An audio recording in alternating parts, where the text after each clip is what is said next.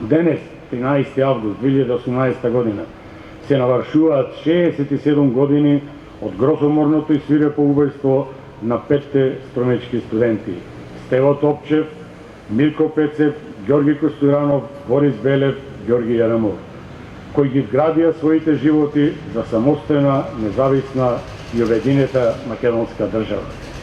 Нивната визија, сон и желба беа прекинати со свирепото одземање на нивните животи од ваши сограѓани, припадници на југословенската комунистичка идеологија и филозофија.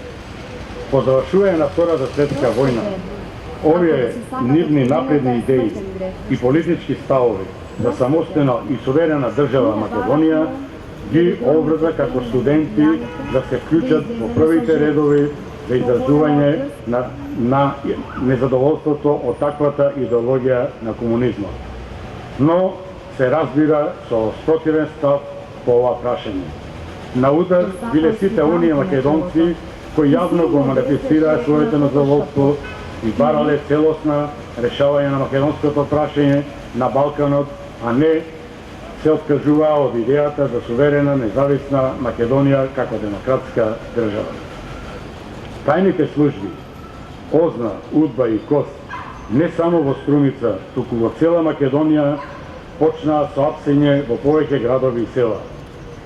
Ова траеше се до 1991 година, кога Македонија стана самостојна држава и го донесе својот устав како темел за градење на правна, демократска и економски просперитивна држава, со заштитени граѓански права и желба да стане членка на Европска унија и НАТО.